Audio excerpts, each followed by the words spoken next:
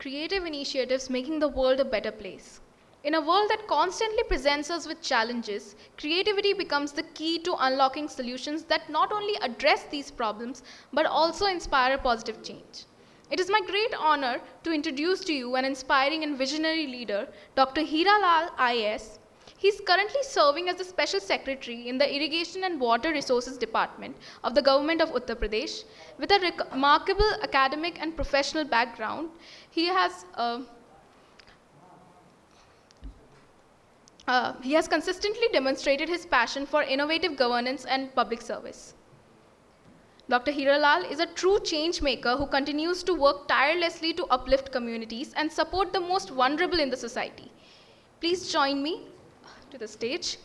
It is my privilege to introduce to you the multifaceted and dynamic leader, Mr. Krishna Kumar Yadav. He is a 2001 batch officer of the Indian Postal Service. Currently, he is serving as the Postmaster General for Ahmedabad. Mr. Yadav is not only a dedicated civil servant but also a distinguished literature, thinker, and blogger.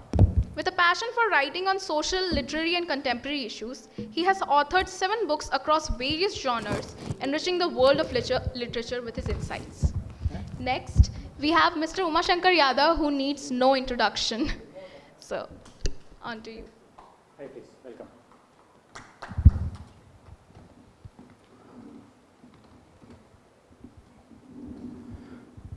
So, thank you so much. And I welcome both the guests, Shri Krishna Kumar Yadav ji and doctor Hiralal ji. तो हम आपसे पहले शुरू करना चाहते हैं के साहब कि अगर आप राइटर, ब्लॉगर और साहित्यकार नहीं होते, या जो ऑफिसर आपकी तरह के राइटर, ब्लॉगर, साहित्यकार या लिखते पढ़ते नहीं हैं, क्रिएटिव नहीं है, मेरा मतलब क्रिएटिव इनिशिएटिव का है, तो उनमें और आप में क्या फ़र्क है?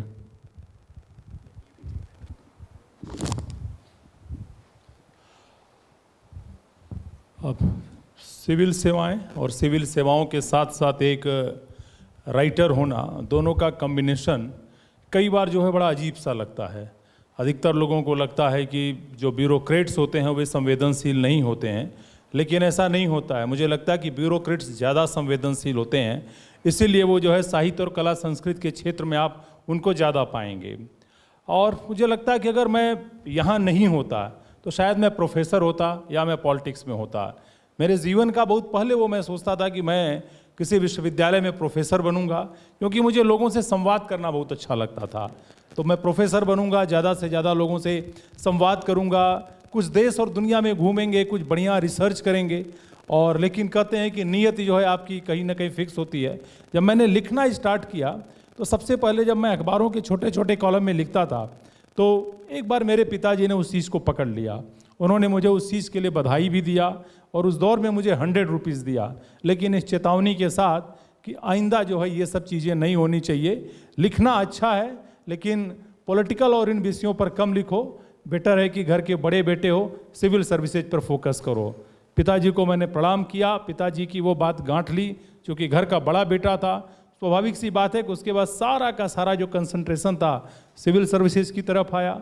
जब इलाहाबाद में मैं आया तो एमए फाइनल ईयर का एग्ज़ाम दे रहा था। उसी साल मैंने अपना फर्स्ट अटेम्प्ट दिया सिविल सर्विसेज से। बेसिकली मैं हिंदी मीडियम का स्टूडेंट हूँ और फर्स्ट अटेम्प्ट में जो है मेरा सिविल सर्विसेज में जो है सिलेक्शन हो गया। तो आज मैं जो है आप सभी लोगों के बीच में हूँ और जो लिखना, पढ़ना, ब्लॉगिंग, ये मेरा एक शुरू से कह सकते हैं कि एक पैशन है। एक छोटा सा सवाल मेरा बीच में हिंदी मीडियम की वजह से आया।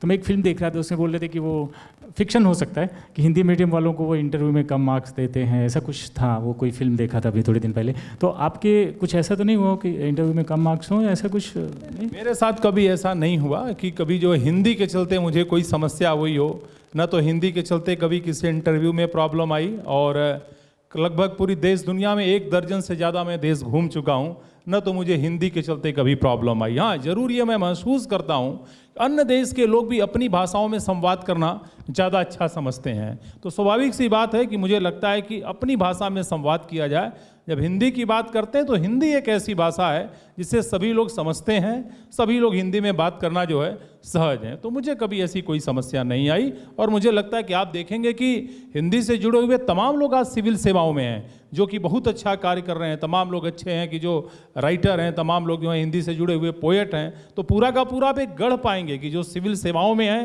हिंदी मीडियम के विद्यार्थी हैं, आज वो एक अच्छे सिविल सर्वेंट भी हैं और एक अच्छे जो है ऑथर और राइटर भी हैं। थैंक यू सो मच, बहुत बढ़िया जवाब दिया। डॉक्टर हीरालाल साहब, क्रिएटिविटी आपके पूरे रग रग में बसी हुई है। आपने जब से जहाँ भी रहे हैं कुछ ना कुछ नया काम किया है, बांदा में डिस्ट्रिक्ट मजिस्ट्रेट से होके और जहाँ जहाँ भी रहे हैं, अभी सिंचाई विभाग में बहुत सारे क्रिएटिव काम कर रहे हैं। उत्तर प्रदेश के इलेक्शन में ऑब्जर्वर बन के गए पंजाब, वहाँ पे आपने एक अलग ही ग्रीन इलेक्शन का कैंपेन चलाया, बहुत ही सक्सेसफुल कैंपेन चलाया। उसकी मैगजीन भी बन के आ गई, आप सभी लोग देख सकते हैं इसको हम और इसको बहुत सराहा गया है, मतलब इलेक्शन कमीशन तक गई है एंड और बहुत सारी जगहों में जा रही हैं बातें। तो आप बताइए कि आप के अंदर इतनी क्रिएटिविटी कैसे रहती है? मतलब क्रिएटिविटी का मतलब केवल मैं ये नहीं समझता हूँ कि लिखना, पढ़ना, किताब लिखना वही क्रिएटिविटी नहीं है। दिमाग में कुछ ना कुछ नए आइडिया आना अपने आप में वो क्रिएटिविटी ही है। कोई बात लिख सकते हैं, कोई कर सकते हैं, दोनों ही क्रिएटिव तरीके से आप करते हो हर बात को। तो इसके बारे में बताइए। देखिए, ऐसा है कि मैं कहता हूँ कि मैं 3 in 1 हूँ। अब 3 in 1 का मतलब मैं समझाता हूँ कि मेरी capacity because of my continuous learning in theoretical as well as practical, मैं फील्ड में भी बहुत लर्निंग करता हूँ और पढ़ाई भी करता हूँ। जैसे आज भी मैं डीलिट का स्टूडेंट हूँ, सैटरडे संडे गांव में रहता हूँ। यहाँ भी मैं आकर के लर्न ही कर रहा हूँ कि लिटरेचर क्या होता है। लिटरेचर शब्द को मैं समझने की कोशिश कर रहा हूँ। बहुत लोगों ने बहुत सारी बातें बताई, गूगल कुछ बता रहा है लिटरेचर की परिभाषा, यहाँ बहुत लोगों ने बहुत कुछ बताई। तो हमेशा मैं लर्निंग मोड में रहता हूँ। इससे मेरी कैपेसिटी कई गुना बढ़ गई है। तो जब कैपेसिटी कई गुना बढ़ गई है और उसमें एक मेरी आदत बन गई है, I do the same thing differently. तो how to make the same thing differently, उसमें हम 3 चीज़ों पे बात करते हैं। जैसे कोई काम है तो कैसे उसकी कॉस्टिंग घटाई जाए, एक बात, कैसे उसमें लगने, उस काम को करने में जो समय है उसको घटाया जाए, कास्ट घटाया जाए, समय घटाया जाए, and how to make it more easy to do, ease of doing that. तो ये जो तीनों चीज़ों का कॉम्बिनेशन है, अगर आप ये तीनों चीज़ किसी भी एक्शन और एक्टिविटी में करोगे तो वो क्रिएटिविटी हो जाएगा, वो नया इनिशिएटिव हो जाएगा, वो इनोवेशन हो जाएगा। और जहाँ ये तीनों चीज़ें रहती हैं वहाँ आप कभी बोर नहीं होगे, हमेशा अपने आप में एक चैलेंज रहता है। और जब चैलेंज रहता है तो आप हमेशा अलर्ट रहते हो, इनर्जाइज रहते हो और आपको मज़ा आता है। जब चैलेंज रहता है और आप उसको कर लेते हो तो आपको मज़ा आता है, आप इनर्जाइज रहते हो। तो मेरी ये अब आदत में आ गया है। अच्छा, एक बात मैंने कहा मेरी कैपेसिटी 3 गुना है, क्योंकि मैं कंटिन्यूअस लर्न करता हूँ थियोरेटिकल एंड प्रैक्टिकल, तो मेरी कैपेसिटी है। तो एक साथ मैं बहुत सारे काम इसलिए भी कर पाता हूँ, fast decision making, straight forward working, ये सब आदत में हो गया। सबकी अपनी अपनी एक आदत होती है, तो ये रीजन्स हैं। तो इसका कई बार आपके जो पीयर ग्रुप है, आपके जो बराबर वाले ऑफिसर हैं, उनके साथ में कोई कंपटीशन या एनवीनेस या जेलसी जिसको बोलते हैं, उसका सामना करना पड़ता है? इसका सामना करना नहीं पड़ता है, बहुत भयंकर करना पड़ता है। जैसे कि मैं कोई भी काम करता हूँ तो कुछ नहीं मिलता तो कहते हैं अपना वो प्रचार कर रहा है। क्या, वो तो अपना प्रचार करता है। जब आप काम करेंगे तो आप अगर नहीं चाहते हो तब भी आपका प्रचार होगा। क्या, इसका उदाहरण एस के नंदा साहब हैं। एस के नंदा साहब कभी ना ट्विटर कहीं नहीं थे, लेकिन उनका प्रचार बहुत है। क्यों? क्योंकि वो सबका काम करते थे, जिसका काम करते थे 20 जगह वही प्रचार करेगा। जैसे अभी बाहर एक लड़की मिली, वो बांग्लादेश की, सी टोल्ड मी सम प्रॉब्लम। अरे हमने कहा वो श्रद्धा थी, हमने कहा श्रद्धा इसका समस्या नोट बताओ करो हमने आपके बारे में। श्रद्धा ने एक बात बोली कि तुम फलाने हो कैसा।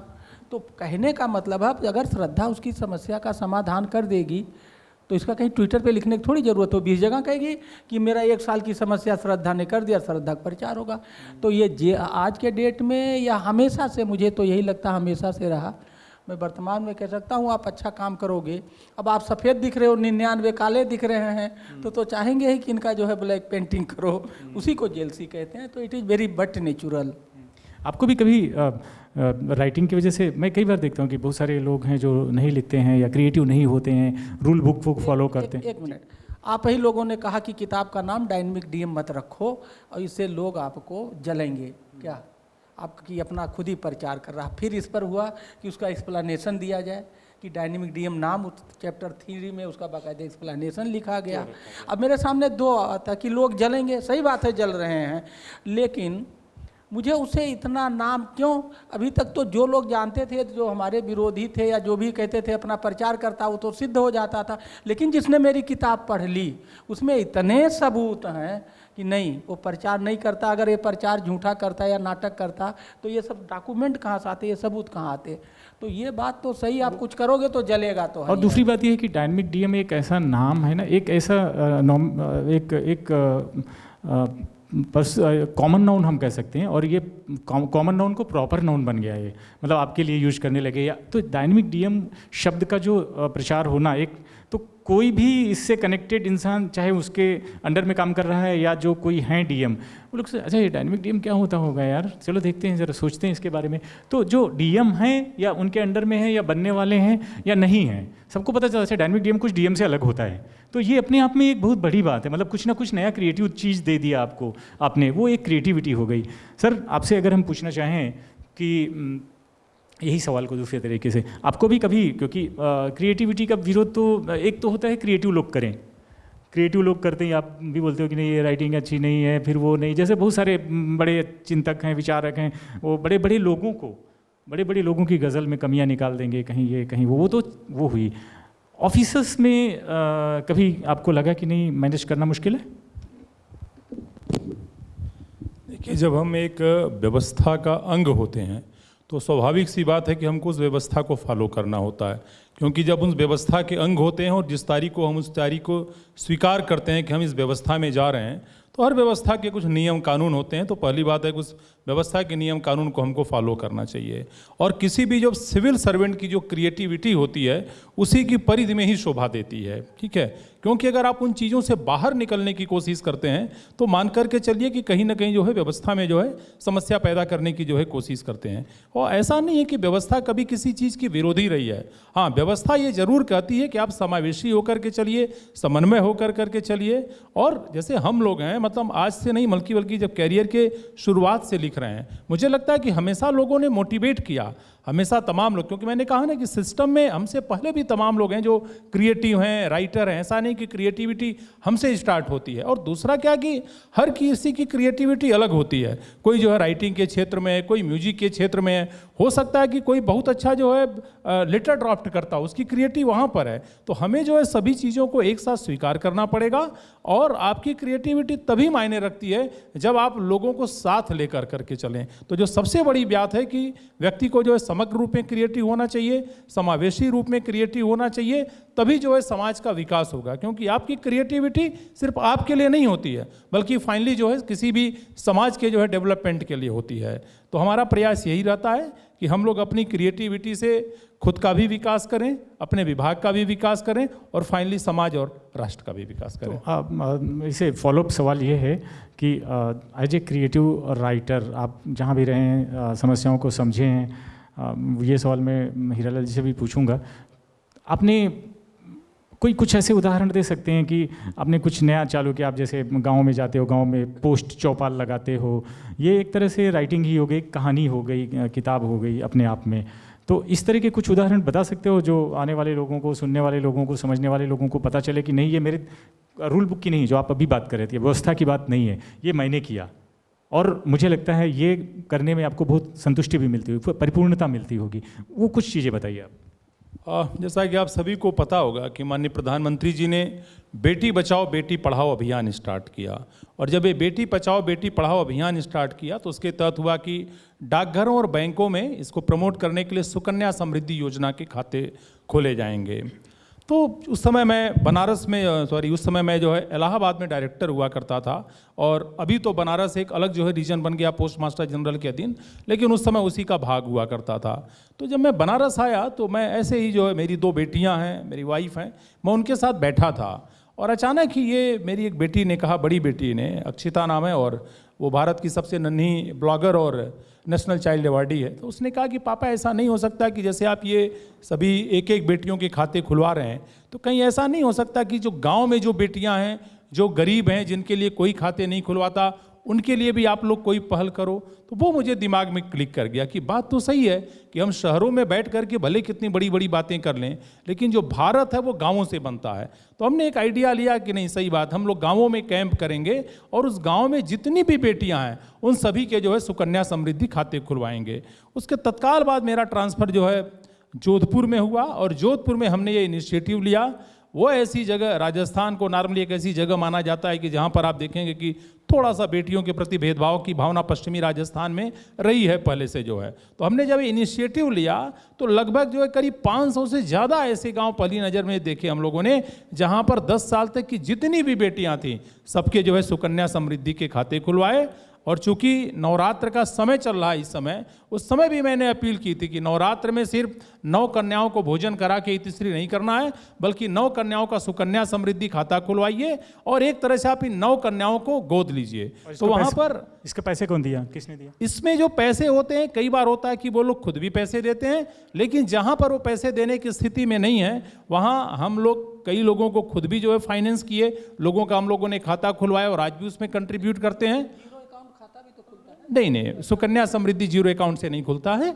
और इसके अलावा जो है उसमें वहाँ पर राजस्थान में एक भामाशाह की प्रवृत्ति है, और आप विश्वास नहीं करेंगे कि ऐसे लोग जो पूरा धन देना चाहते थे लेकिन चाहते थे कि उनका नाम कहीं ना हो, तमाम लोग आगे बढ़ कर करके आए और वहाँ पर जो है फाइनेंस किए। और आज अगर मैं गुजरात की बात करूँ, गुजरात में लगभग 3,500 ऐसे गांव हैं जहां पर 10 साल तक की बेटियों के पूरे खाते खोले गए हैं। और इन घरों में अगर बिटिया की किलकारी गूंजती है तो डाकिया बाबू पहुंच जाता है, मिठाई भी खिलाता है, और इस आह्वान के साथ कि बिटिया का जो है सुकन्या समृद्धि का खाता खोला जाए। तो बेटी बचाओ बेटी पढ़ाओ हमारे लिए सिर्फ एक नारा नहीं है, बल्कि एक संकल्प है, एक विभागीय संकल्प भी है, एक व्यक्तिगत संकल्प भी है और एक सामाजिक संकल्प भी तो है। हमारा जो ये आज है creative initiative making the world a better place, this is the right example.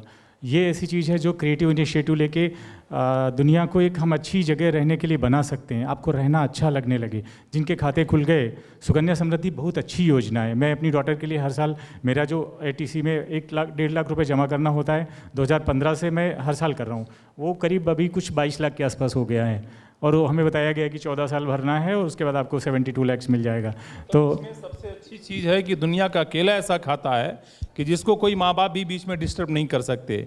जब बिटिया एकदम हो जाएगा कि भाई 18 साल की हो गई तो आधा पैसा निकाल सकती है, और उसके बाद में जब बिटिया एकदम सक्षम हो जाएगी तो पूरा पैसा निकाल सकती है। किसी प्रकार का कोई डिस्टर्बेंस नहीं, सिर्फ और सिर्फ बेटियों के लिए जो है। तो ये बहुत ही बढ़िया इनिशिएटिव को मतलब अपने क्रिएटिव तरीके से, सरकारी इनिशिएटिव को भी क्रिएटिव तरीके से चलाना। और आप तो कुछ ना कुछ नया ही करते रहते हैं। आप किस बात को ज़्यादा, कौन सी आपका इनिशिएटिव है अभी तक के जीवन आपके एडमिनिस्ट्रेटिव लाइफ में जिसको आप बहुत समझते हो कि सबसे ज़्यादा लोगों तक पहुंचा होगा, सबसे ज़्यादा फ़ायदा हुआ होगा लोगों को? उसमें मुझे लगता है कि जो हमने बांदा में पानी बचाने का काम किया वो सबसे अच्छा काम रहा। काम तो बहुत सारे हुए, उसके कारण ये हैं कि मेरे उस काम को देखने भारत सरकार के जो सेक्रेटरी थे वो आए, फिर उनको बड़ा अच्छा रहा। 2-3 दिन उन्होंने रैकी किया काम का, फिर ले जा करके उन्होंने भारत सरकार में उसको इम्प्लीमेंट किया। तो उसका एक स्केलिंग हो गई कि पूरे देश में कई जगह पे गया लोग कि कैसे पब्लिक पार्टिसिपेटरी अप्रोच से, क्योंकि वो पानी बचाओ सरकार या हम लोगों ने पानी नहीं बचाया था, बल्कि हम लोगों ने लोगों को समझाया था और लोग ने पानी बचाया था। तो वो पब्लिक पार्टिसिपेटरी वाटर कंजर्वेशन था। तो मेरे समझ में जो मेरे को आता है कि वही सबसे अच्छा काम था अभी तक का, और उसका वाइड पब्लिसिटी हुआ क्योंकि उसमें दम था। और इसका क्या, अगर हम एडमिनिस्ट्रेटिव या सामाजिक विकास की बात करें, ग्रीन इलेक्शंस, ये आपका कैसा मिशन था? मतलब आप कई बार बोलते रहते हो कि मैं आपदा में क्या बोलते हैं उसको, अपॉर्चुनिटी, तो वो ढूंढ लेते हो। तो ये जो आपको लगा कि चलो हम जा रहे हैं तो कुछ ना कुछ तो किया ही जाए, क्योंकि आप बैठते नहीं हो, कहीं भी जाते हो तो कुछ ना कुछ दिमाग में चलता रहता है, फिजिकली भी एक्टिव हैं, तो चलो कुछ करते हैं। तो ये क्या सडनली हो गया या कुछ था प्लान पहले से? देखिए ऐसा है, आजकल जो मैं जिस इशू के प्रति बहुत सेंसिटिव हूँ वो इशू है क्लाइमेट चेंज। जिसके आज अगर मुझसे कोई पूछे कि बहुत सारे इशूज हैं, अनएम्प्लॉयमेंट है, डियरनेस है, महंगाई बढ़ रही, बेरोजगारी बढ़ रही है, क्राइम बढ़ रहा, बहुत सारी चीज़ें हैं, और क्लाइमेट, तो सबसे जो इम्पॉर्टेंट इशू है वो मेरे नज़र में क्लाइमेट चेंज है। और क्लाइमेट चेंज पे, अगर क्लाइमेट चेंज एक ऐसा इशू है कि क्लाइमेट चेंज को हम सभी लोग पर डे उसको बढ़ा रहे हैं, घटा नहीं रहे। हमारे एक्शन और एक्टिविटी से क्लाइमेट चेंज डिटोरिएट कर रहा है और वो हमें सबको नुकसान कर रहा है। तो जब हम गए वहाँ ऑब्जर्वर होके रोपण में, तो उसके पहले भी हम लोगों का एक बार डिस्कशन कुछ हुआ था कि इलेक्शन आ रहा है, कुछ इसमें क्लाइमेट चेंज को लेके क्या किया जाए। तो एक बैकग्राउंड तो था, लेकिन ये नहीं पता था हम लोग क्या करेंगे। इसी बीच मेरा जब ये अपॉइंटमेंट हो गया रोपण में एज ए जनरल ऑब्जर्वर, तो मैं वहाँ गया, और चूँकि बैकग्राउंड में था, मैंने डीएम वहाँ प्रीति यादव थी, मैंने उससे बात किया, क्योंकि वो आरओ थी, इम्प्लीमेंट उसी के मार्फत होना था। तो वो मेरे से पहले से ही मेरे बारे में मेरा वीडियो, मेरा किताब उताब सब देखा दाखी कर रहे थे, क्योंकि पहले इलेक्शन 2019 के इलेक्शन में मेरा एक रिकॉर्ड का 10% से ज़्यादा का था, जिसमें पीएम ने मेरी प्रशंसा भी की थी। तो वो सब ऑलरेडी मेरे प्रभाव इन्फ्लुएंस में आ गए थे, बिकॉज अब 2019 का इलेक्शन कुछ नया होने वाला है, कि मतलब इनको ऐसे आदमी हैं कि कुछ नया करेंगे, समथिंग लाइक। मैंने उससे बात किया, तो हमने प्रीति से कहा कि मैं तुम्हें पूरे देश में हीरो बना दूंगा। हैं? नहीं, प्रीति ये नहीं है, प्रीति इधर है। हमने उससे ये कहा कि मैं तुम्हें हीरो बना दूंगा, तुम्हें करना कुछ नहीं है, जो करूंगा मैं सबके सब हीरो। क्योंकि अगर आप सामने वाले का फ़ायदा नहीं दिखाओगे तो बिकेगा तो है ही नहीं। तो मैंने कहा आप लोग कुछ नहीं करना, आप अपना काम करते रहो, डीएम गिरी, बकिया मेरा सब आइडिया। प्रीति ये है, ये जो लाल साड़ी में है, एक डीएम ये है, एक। तो उसने मेरी बात मानी, और इसमें कुछ नहीं, गाइडलाइन ऑलरेडी कई सालों से एग्जिस्ट कर रही थी। वो कहता है election should be conducted free, fair and eco friendly. तो जो इको फ्रेंडली शब्द है, ये अंग्रेजी का शब्द है, इसको लोग इंडिया में कम जानते हैं, हम ने इसका नाम बदल दिया, ग्रीन इलेक्शन कर दिया। और ऑलरेडी गाइडलाइन बहुत सारी कई पेजेज में थे। उसी गाइडलाइन को, चूँकि मेरा क्लाइमेट चेंज पे काम करने का पहले से अनुभव है, पानी बचाना क्लाइमेट चेंज है, पेड़ लगाओ नहीं पेड़ जियाओ, इस पर हमने बहुत काम किया, वो क्लाइमेट चेंज है, प्लास्टिक मुक्त बांधा हमने, तो ये अगर तीनों जोड़ दो यही क्लाइमेट चेंज। यही काम हम लोगों ने वहाँ एक साथ करके और 19 दिन में ये सब मॉडल किया। तो वो भी क्रिएटिविटी थी वहाँ, तो लोगों ने इसे खूब इंजॉय किया, एक उत्सव का माहौल बना और ये एक मॉडल क्रिएट हो गया, इसको हम लोगों ने डॉक्यूमेंट किया।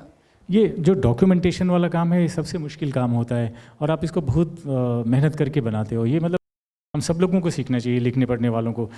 इतना सारा काम है, ये डॉक्यूमेंट किया है इन्होंने 15-20 दिनों में, फोटोग्राफ से लेके लेटर से लेके, मतलब ये बहुत ही सराहनीय काम है। I must congratulate you and I mean you should be given recognition for this. सब लोगों को काम तो बहुत कर लेते हैं, लेकिन उनको डॉक्यूमेंटेशन करना, ये हिस्ट्री हो जाता है, ये हिस्ट्री हो जाती है। इसके बारे में हम और बात करेंगे। आप बहुत पहले से लिखते रहे हैं किताबें, और बहुत सारी किताबें लिखी हुई हैं। आप मुझे कुछ अपनी जो किताबें हैं जिनको लोगों को वापस जाना चाहिए, पढ़ना चाहिए, देखना चाहिए, उनके बारे में बताइए। और कितनी किताबें हैं आपकी? अब तक मेरी जो है 7 पुस्तकें प्रकाशित हैं, लेकिन उन पुस्तकों में जो मेरी सबसे लेटेस्ट पुस्तक रही 16 आने 16 लोग, जो कि हिंद युग्म पब्लिकेशन न्यू दिल्ली द्वारा प्रकाशित है, निकली है, और मुझे लगता है ये जो है करीब 2015 के करीब जो है निकली है। और इस पुस्तक में मैंने अपने यहाँ कहते हैं ना कि 16 आने सच है, तो मैंने इसमें 16 व्यक्तित्व को लिया, साहित्यकारों को। उसमें जो है रविन्द्रनाथ टैगोर साहब हैं, अज्ञे साहब हैं, नागार्जुन जी हैं, वहाँ से ले करके गोपाल दास नीरज जी तक मैंने लिया। तो 16 आने 16 लोग, जिनको मुझे लगा कि नहीं साहित्य में बहुत खरे हैं, और साहित्य में जो उस दौर का है उसको वो टच करते हैं, और वाकई उनको लोगों को पढ़ना चाहिए, मैंने उनको लिया। इसी प्रकार जब मैं नया विभाग में आया था, तो उसमें मैं डाक विभाग को समझने की कोशिश किया कि वाकई अभी डाक विभाग के 170 साल हो गए हैं और ये डाक विभाग बहुत दुनिया का सबसे व्यापक डाक नेटवर्क है। आज आप देखेंगे कि 1,65,000 करीब डाकघर हैं जो पूरे देश को कवर करते हैं। एक तरफ आप देखेंगे कि दुनिया में कहा जा रहा है कि डाक सेवाओं का प्रभाव कम हो रहा है, लेकिन भारत में हाल के दिनों में 10,000 नए डाकघर खुले हैं जो है। तो कहीं ना कहीं अगर लोगों को टच करना है तो डाक सेवाओं की ज़रूरत है। तो मैंने एक पुस्तक लिखी, इंडिया पोस्ट 150 ग्लोरियस ईयर्स, जो भारतीय डाक विभाग की 150 साल की पूरी यात्रा को जो है दिखाता है। वो भी एक पुस्तक है कि जिसको तमाम लोग जो डाक सेवाओं पर शोध कर रहे हैं उस पर इम्पॉर्टेंट पाते हैं। इसके अलावा जो है मेरा अभिलाषा नाम से पहला जो है पोएट्री कलेक्शन आया। उसके अलावा एक अनुभूतियों और विमर्श नाम से मेरा ऐसे कलेक्शन आया। मैंने बच्चों के लिए भी लिखा जो है जंगल में क्रिकेट कर करके। और मेरे घर में एक अच्छी चीज़ है कि मैं भी लिखता हूँ, मेरी वाइफ भी लिखती हैं, मेरे पापा भी लिखते हैं। तो कंपटीशन होता है आपको हमेशा एक वो दूसरे की कुछ गलतियां निकालते हैं? जरूर कौन निकालता है, देखिए, किसकी मैं हमेशा इस बात पर गौरव महसूस करता हूँ कि कोई भी चीज़ बाहर आकर के आलोचना का शिकार हो, उससे अच्छा है कि घर में ही वो जो है आलोचना का शिकार हो जाए। और जब घर में आलोचना होती है तो वो चीज़ें जो हैं बड़ी बाहर मांझ कर करके आती हैं जो है। तो मेरे परिवार में 3 पीढ़ियाँ, मेरे पिताजी, वास्तव में मेरे अंदर लिखने पढ़ने का संस्कार मेरे पिताश्री से आया जो है। वो भी सरकारी सेवाओं में थे, स्टेट गवर्नमेंट में हेल्थ एजुकेशन ऑफिसर थे, वो भी लिखा करते थे। फिर मेरा लिखने का शौक़ रहा, संजोगवश जब मेरी जीवन संगनी आई वो भी लिखने पढ़ने का शौक़ रखती हैं। मेरी 2 बेटियां हैं वो भी जो है लिखने पढ़ने का शौक़ रखती हैं। तो आप कह सकते हैं कि पूरे घर में ही जो है लिखने पढ़ने का जो है एक माहौल है जो है। और इसी रूप में मुझे लगता है कि वास्तव में जब चारों तरफ एक लिखने पढ़ने का माहौल होता है तो पूरा का पूरा एक सकारात्मक माहौल होता है, तो स्वाभाविक सी बात है कि बहुत जो है क्रिएटिव विचार भी आते हैं। तो कहीं ना कहीं मुझे लगता है कि जो हम लोग की क्रिएटिविटी है उसमें जो फैमिली वैल्यूज़ का भी जो है काफ़ी योगदान है जो है। कल आप बात कर रहे थे थोड़ी कंजर्वेटिव, थोड़ी वार्निंग जैसी थी कि 300 किताबें बिक गई या 300 मैगजीन्स निकल गई और लोग बोलने लगते हैं ऐसा है। तो आज के टाइम में जो ये हो रहा है, मतलब क्योंकि अब देखिए देश तो बहुत बड़ा है 140 करोड़ का, लेकिन जो बात जितने लोगों तक भी पहुंच जाए, क्या हम इसको इस तरह से ना लें कि चलो ठीक है 300 लोगों ने देखा या 30 लोगों ने देखा या 3 लोगों ने देखा, बट अगर 3 लोगों को भी उस क्रिएटिविटी का फ़ायदा मिल रहा है तो चलो हुआ, तो कुछ ना करने से अच्छा तो चलो लोगों तक पहुंचा। इस विचार से कितना सहमत हैं आप? देखिए, कोई भी जो चीज़ होती, जब प्रिंट मीडिया स्टार्ट हुआ था, प्रिंट मीडिया के बाद जो है टीवी न्यूज़ चैनल आए, उसके बाद जो है फिर धीरे धीरे आप देखेंगे सोशल मीडिया आया। तो जब स्टार्टिंग में आपको याद होगा जब टीवी न्यूज़ चैनल आए तो उस समय पूरी दुनिया में कहा जाने लगा कि प्रिंट का अस्तित्व तो खत्म हो जाएगा, लेकिन ऐसा नहीं हुआ।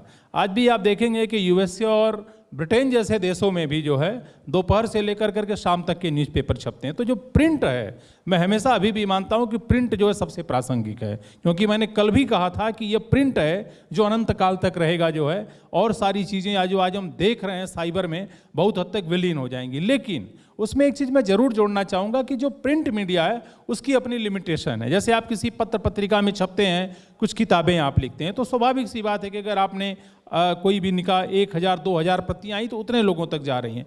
उसके बाद ये जो दौर स्टार्ट हुआ, जिस दौर में हम लोग ब्लॉगिंग से जुड़े, ब्लॉग में आपने देखा कि काफ़ी लोग, मतलब कहने का मतलब कि एक ब्लॉग जो हम इंडिया में बैठ करके लिखते हैं वो दुनिया भर के देशों में पढ़ा जा रहा। और उस समय हम लोग चेक करते थे कि हम लोगों के ब्लॉग 100 से 125 देशों में पढ़े जाते थे। तो निश्चितता जो है कोई भी चीज़ अपने आप में समग्र नहीं होती है। जो प्रिंट है उसकी भी अपना विस्तार है, अपना लिमिटेशन है। जो साइबर है उसका भी अपना एक लिमिट है, लेकिन अपना कहीं ना कहीं एक विस्तार है। तो सभी चीज़ों को साथ में ले करके चलना पड़ेगा। हर रूप में आज जो है आज एक डिजिटल स्वरूप बढ़ रहा है। आप देखेंगे कि तमाम ये पुस्तकें, हो सकता है कि इनका जो एडिशन कम हो, लेकिन इनका जो ऑनलाइन एडिशन है वो बहुत तेज़ी से कर रहा है। तमाम जो कोविड के दौर में पत्र पत्रिकाएं बंद हो गई, आज उनका ऑनलाइन एडिशन और डिजिटल एडिशन चल रहा है। तो आपको ये हर चीज़ें जो हैं एक दूसरे की कहीं ना कहीं पूरक हैं जो है।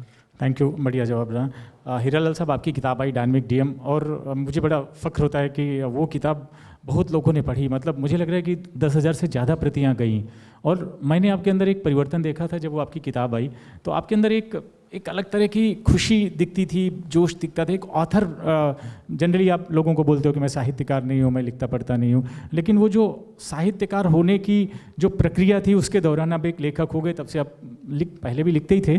तो वो जो खुशी है वो खुशी आप मेंटेन कर रहे हैं। बोल रहे थे अभी आप थोड़ी देर पहले कि आपकी दूसरी बुक भी आ रही है, तो आप जरा उस प्रोसेस को और वो जो एक्सपीरियंस को, क्योंकि हम लिटरेचर की बात कर रहे हैं, साहित्य की बात कर रहे हैं, लिखने पढ़ने की बात करें, क्रिएटिविटी की बात करें, आपके बहुत सारी क्रिएटिविटी से जनता को फ़ायदा हुआ है, बट अब मैं क्रिएटिविटी से आपको कितना फ़ायदा हुआ है मैं ये जानने की कोशिश करता हूँ।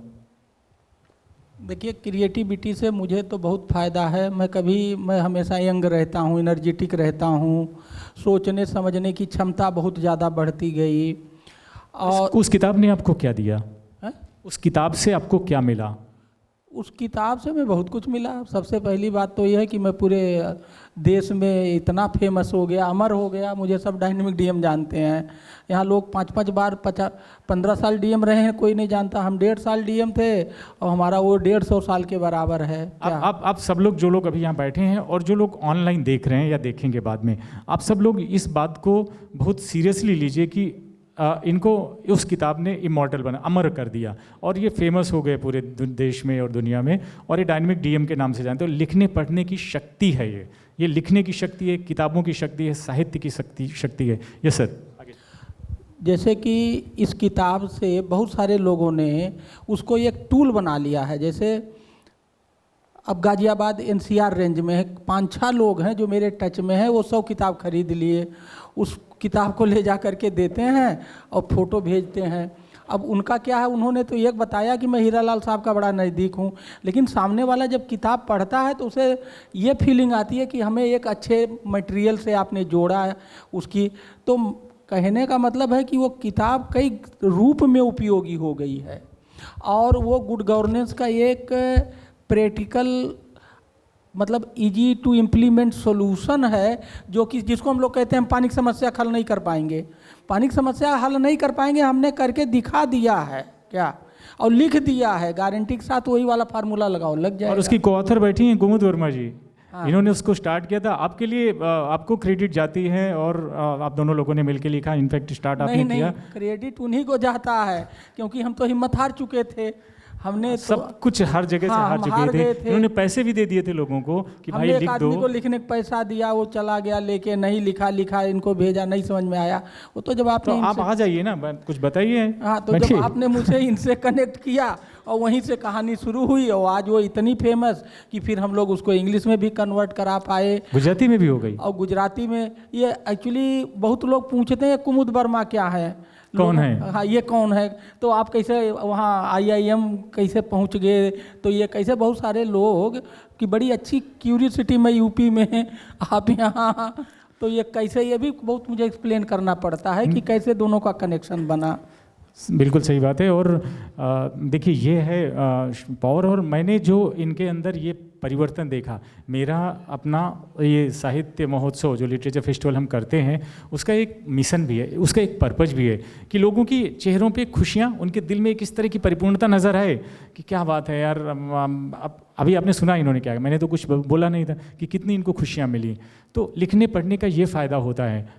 के साहब, हिंदी की किताबों में इनकी प्रतियां मुझे लगता है 10,000 से ज़्यादा वो हिंदी की किताब बिक चुकी आज के समय में। कल भी आप बात कर रहे थे कि कितनी 13,000 प्रतियां बिक चुकी, इनके पास रिकॉर्ड है। इन लोगों को बहुत सारा पैसा मिला है, प्रभात प्रकाशन ने दिया है बहुत सारा, मतलब मिला नहीं, भेजा तो है उसने, अकाउंट में आया कि नहीं आया, लेकिन उसने भेजा,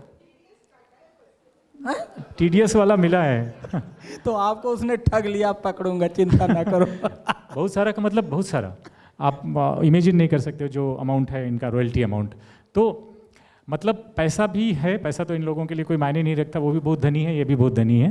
तो लेकिन हिंदी की किताब का इतना बिक जाना, वो एक मार्केटिंग स्ट्रेटजी का भी हिस्सा है, किताब के कंटेंट का भी हिस्सा है। और मैं तो इनको ही क्रेडिट दूंगा कि इन्होंने उसको जिस तरह से बताया ना, गाजियाबाद में एक जोन बना लिया, एक मेरठ में भेज दिया, एक आजमगढ़ में भेज दिया, एक बस्ती में भेज दिया कि भाई ये पढ़ो, तो उससे उनका भी नेटवर्क बनता है, इनका भी नेटवर्क बनता है। ऑथर घर में बैठा रहता है, यहाँ आता नहीं है, फेस्टिवल तक में भी नहीं आता है, बोलते मेरी किताब बिकती ही नहीं है। अरे किताब कैसे बिकेगी, आपको पहुँचाना तो पड़ेगा, या तो आपको जानते हो या आपका कंटेंट जानते हो। नहीं, एक मिनट, एक्चुअली वो किताब के बिकने का एक बहुत बड़ा कारण है, उसमें कम से कम 1000 लोगों के नाम हैं। ये एक और मार्केटिंग तो स्ट्रेटजी है। हमने, जिसने मुझे जो बताया मैंने वही लिख दिया कि प्रशंसा गुप्ता ने कहा पानी वाटर रेन वाटर ये होता है ये, अब प्रशंसा गुप्ता का नाम है और उस पर उनकी तारीफ है तो वो अपना प्रचार भी करे।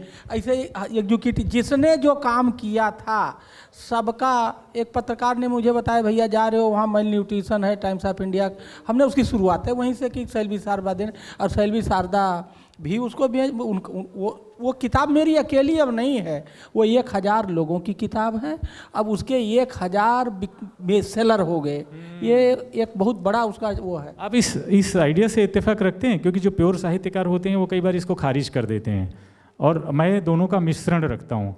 तो आपको मैं प्योर साहित्यकार की तरह से बात कर रहा हूँ कि ये जो मार्केटिंग वाला आइडिया है, किताब लिखने का आइडिया है, इससे कितना इत्तेफाक रखते हो आप?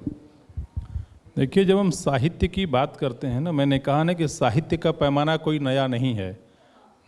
जैसे कि डॉक्टर हीरालाल जी ने कहा कि उस पुस्तक की बिक्री का कारण एक बहुत बड़ा ये रहा कि उसमें ज़्यादा से ज़्यादा लोगों का नाम रहा। स्वाभाविक सी बात है कि अधिकतर लोगों का कंट्रीब्यूशन रहा और हर किसी ने योगदान दिया। तो पहला सवाल उठता है कि कितनी ऐसी किताबें लिखी जाती हैं जिसमें हर किसी का योगदान होता है? हर किसी का योगदान नहीं है, और हर किसी के योगदान को उसमें दिखाया समाहित, इसीलिए उन्होंने कहा ना कि मतलब एक तरह से हर कोई जो भी उसमें शामिल हुआ वो उस जो मैंने स्टार्टिंग में कहा ना कि समावेशी, तो हर कोई उसको अपना हिस्सा मानता है, तो हर किसी ने उसका जो सकारात्मक रूप में प्रचार प्रसार किया, तो वो एक अच्छी चीज़ है, दैट इज अप्रिसिएबल। लेकिन मैंने वही कहा जो कल मैं बात कर रहा था कि कितनी ऐसी किताबें हैं जो इस अंजाम तक पहुंचती हैं। दूसरा, यही देश है, हाल में देखे होंगे कि एक नई परिभाषा स्टार्ट हुई है, लुगदी साहित्य, आप सभी लोगों ने सुना होगा। जब हम लोग विद्यार्थी थे तो उपन्यास पढ़ा करते थे, आज मतलब नहीं कहना चाहिए लेकिन फिर भी कह रहा हूँ कि उन उपन्यास की बिक्री ताबड़तोड़ हुआ करती थी, और आज अगर जो गंभीर साहित्य है उसके कितने वो हैं, तो एक कहीं ना कहीं जो सबसे बड़ी चीज़ है जो मैंने कल कहा, पठनीयता का अभाव। पहले क्या था, लोगों के पास किताबें ही पढ़ने का एक साधन हुआ करती थी और लोगों को ये लगता था कि किताबें पढ़ना चाहिए।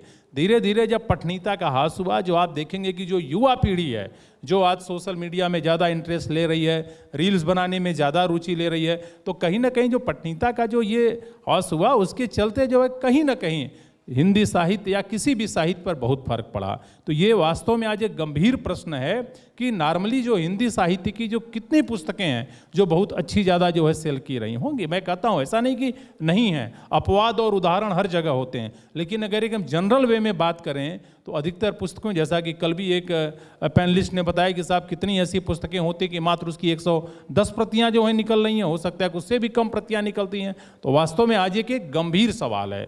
एक अगर कोई पुस्तक अच्छी निकली है तो निश्चिततः वो बधाई की पात्र है, उसकी हम सब लोग अपनी हृदय से प्रशंसा करते हैं, लेकिन सबसे अच्छा दिन वो आएगा कि जब हर जो अच्छी पुस्तक लिखी जा रही है वो सही रूप में पब्लिसिटी पाए और सभी लोगों तक पहुंचे। जो थैंक यू सो मच। हम कुछ ऑडियंस के क्वेश्चन भी लेंगे, लेकिन एक लास्ट में आपसे भी पूछते हैं कि आपके जीवन में अभी क्या मिशन है और क्या और करना चाहते हैं और कितने उत्साहित रहते हो करने के लिए? कितना उत्साह बचा नहीं मीन्स कितना उत्साह है, कितना उत्साह को और बढ़ाना चाहते हैं? और आप भी इसी सवाल का जवाब देना। पहले आप लोग सवाल के लिए साथ रेडी रहना। राइटिंग की बात है, अब राइटिंग एक हैबिट बन गई है, कोई भी काम करना उसको राइट करना है। और आप हाथ से लिखते हो हमेशा? हाँ, हाथ से लिख के फोटो भेज देते हो? हाँ, अच्छा, इसी में जैसे यही था जब मैं ऑब्जर्वर बन के गया तो हमने कहा हमारा डेली जो भी हम करते हैं मिनट टू मिनट, सुबह शाम से एक टाइपिस्ट को शाम को मैं आता था 10 मिनट में नोट करा देता था, वो टाइप कर देता था, मैं करेक्शन, तो मेरा डॉक्यूमेंटेशन 19 दिन का पैरेलल में था। एक बात। दूसरी बात यह है कि प्रचार का जो सबसे जिसने जो काम किया आप उसको क्रेडिट दो, लोग क्रेडिट नहीं देते हैं। हमने वो 1000 नाम इसलिए नहीं डालेंगे कि डाला कि वो बिकेगा, उन्होंने काम किया था, उनकी क्रेडिट थी, मैंने वर्बेटम नहीं, तो लोग कहते नहीं उसने नहीं किया मैंने किया, ये मैंने चोरी नहीं करी, मैंने ईमानदारी करी, जिसका जो था वो डाल दिया। जैसे आप इसी में देखिए ये चारों, ये जो है ये चारों डीएम है, तीनों ऑब्जर्वर हैं, तीनों एसएसपी है। ये फिगर पहले हम लोग फ्रंट पे लाए तो हमारे सब बेचेंगे किताब। हाँ नहीं, तो फिर ये हुआ कि अगर आप इसको फ्रंट पे ले आओगे तो इसका एक निगेटिव इम्पैक्ट ये जाएगा, मेरे उसी सौरभ लाल ने बताया कि आप अपना प्रचार दिखेगा, तो आप एक नेचुरल फोटो लाओ जनरल महिलाओं का, तो ये जो फ्रंट वाला फोटो था उसको पीछे करा दिया, जो पीछे वाला फोटो था इसमें हमारा फोटो है ही नहीं, हम पीछे हो गए क्या। तो जब तक आप अपने बड़ा दिल दिखाना पड़ेगा, बड़ा दिल नहीं दिखाओगे आप बिकोगे नहीं और ना आपको कोई मानेगा क्या। बिल्कुल सही, ये एक बहुत इंपॉर्टेंट बात आपने कही और मैं इसको बहुत मानता हूँ कि हमें क्रेडिट देने से कभी हिचकना नहीं चाहिए और पीछे नहीं रहना चाहिए। इसमें आप छोटे नहीं हो जाओगे, कोई भी छोटा नहीं हो जाएगा ना, आपके काम को कोई कम करके देखेगा। लेकिन हम लोगों में ऐसी लगा रहता है कि कहीं हम किसी को क्रेडिट दे दें तो हमारा फ़ायदा ना ले ले, या हमें हमारा दूसरी तरह से न नुकसान हो, या कुछ और किसी तरह किसी कारणवश हमें कहीं छोटा ना समझने लगें लोग, या हम अपने आप को ना छोटा समझ लें। बट ऐसा कुछ भी नहीं होता है। मेरा अपना मानना है कि क्रेडिट देने में कुछ भी बुराई नहीं होती, हमें क्रेडिट देना चाहिए। तो आप इसके बारे में क्या बताएंगे कि आप अभी नेक्स्ट जो लेवल की आपकी क्रिएटिविटी है और समाज के लिए, या मतलब क्या कहना चाहते हैं नेक्स्ट, क्या what are you looking forward to? आजकल नहीं बल्कि एक लंबे समय से मेरा एक प्रयास है कि जो हमारी यंग जनरेशन है वो हमारे मूल्यों और संस्कारों से जुड़े। और हम एक कहावत में हम लोग विश्वास करते हैं, नेकी कर दरिया में डाल। तो हमारे यहाँ पर हम लोग बच्चों को आगे लेकर करके आ रहे हैं। जैसे कई बार हम लोग ऐसा करते हैं कि कुछ बच्चों की एक टीम बनाते हैं, उनको एक पार्क में ले जाते हैं, उन सभी को एक एक पौधा देते हैं, उनके हाथ से जो है पौधा लगवाते हैं और आगे करके बढ़ जाते हैं। एक हम लोगों ने अभियान चलाया है कि जितने भी बच्चे हैं, जैसे आप देखेंगे कि बच्चे हैं, आप अधिकतर आप सब लोग सक्षम हैं, बच्चे पेंसिल यूज करते हैं, आधा पेंसिल यूज किए, आधा तोड़ करके फेंक दिए। लेकिन वो जो आधी पेंसिल है वो किसी न किसी के काम की है। आप सोचिए कि जो बच्चे अपनी टेक्स्ट बुक्स हैं, वो जो टेक्स्ट बुक रद्दी के भाव बेच देते हैं, वो किसी न किसी के काम आ रही है। यहाँ तक कि जो उनकी कॉपीज़ हैं उस पर भी आप देखेंगे कि आधा उन्होंने लिखा और आधा छोड़ दिया और अगले साल के लिए नई जो है कॉपीज़ ले रहे हैं जो है, तो उसका भी कहीं ना कहीं इस्तेमाल हो सकता है। तो हम लोगों का अपने जो भारतीय संस्कृति के हिसाब से है, नेकी कर दरिया में डाल, उस हिसाब से हम लोग चल रहे हैं कि बच्चों के अंदर चाहे प्लांटेशन की भावना हो, चाहे ये जो पुस्तकों, और ये है कि भाई समाज में अगर आपको सक्षम बनाया है ईश्वर ने, तो इसके अलावा बहुत लोग हैं जो अनाथ हैं, बहुत लोग हमारे बड़े बुजुर्ग हैं जो ओल्ड एज हाउसेज में हैं, तमाम महिलाएं हैं जो वृद्धाश्रम में रह रही हैं। कहीं ना कहीं उन सभी के लिए जो है काम करने की ज़रूरत है। और ये काम तभी होगा जब हम अपने जो छोटे बच्चे हैं, जो युवा हैं, जब हम उनमें वो संस्कार डाल सकेंगे। और इस समय मेरा यही प्रयास है कि इस प्रकार के हम लोग जो है, जिसे कहते हैं ना कि गिलहरी प्रयास, तो हम लोग उस सब में गिलहरी हैं। न किसी को क्रेडिट लेना है, न किसी को क्रेडिट देना है, जो जुड़ा उसका स्वागत है। और जैसा कि मैंने शुरू से ही कहा कि किसी भी चीज़ को समग्र रूप में, समावेशी रूप में देखना है, तभी व्यक्ति का भी विकास होगा, समाज का भी विकास होगा और राष्ट्र का भी विकास होगा। तो उस गिलहरी भावना से हम सभी लोगों को कार्य करें। Thank you so much. With this we come to the end of the session. Thank you so much everybody. और हम अब इस ग्रीन इलेक्शन की बुक को लॉन्च करेंगे। Kumar ji, yes please. Verma, professor Sanjay Verma ji बाहर गए।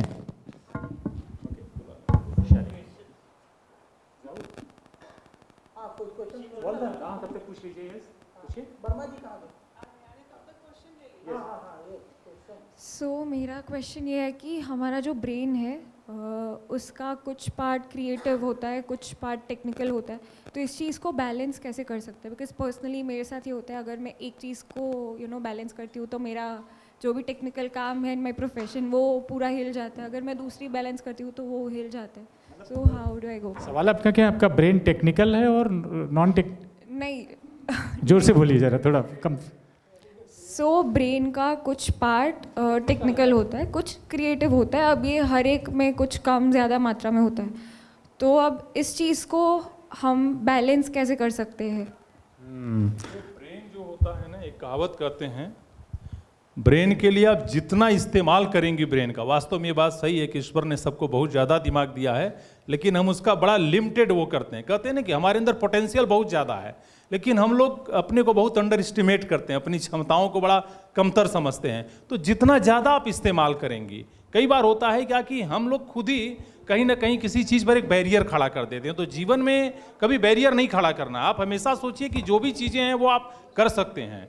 मुझे याद है कि जब पहली बार मेरे पापा ने कहा कि बेटा तुमको सिविल सेवाओं के लिए जाना है, तो यही उनसे मेरी लाइन थी कि पापा न तो आज तक हमारे ज़िले से कहीं कोई गया, न तो हमारे परिवार से कोई गया। तो मेरे पिताजी ने एक बड़ी अच्छी बात कही थी, बेटा इस जीवन में जो भी बनता है मनुष्य बनता है, कोई आसमान से पैदा होकर करके भगवान नहीं होता।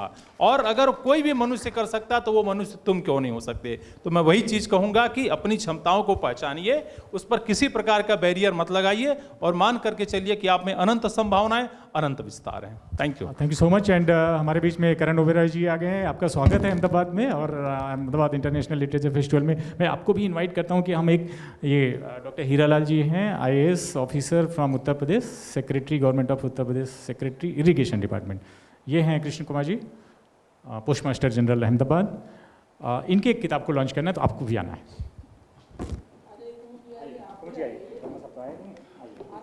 आइए थोड़ा आइए यस प्लीज कम आइए। सो दिस इज पंजाब में इन्होंने अभी गए थे इलेक्शन के टाइम पे, तो देखो उन्होंने उसको ग्रीन इलेक्शन में कन्वर्ट कर दिया है, तो हम उसको उसके बारे में उन्होंने डॉक्यूमेंटेशन भी कर दिया है। बराबर है।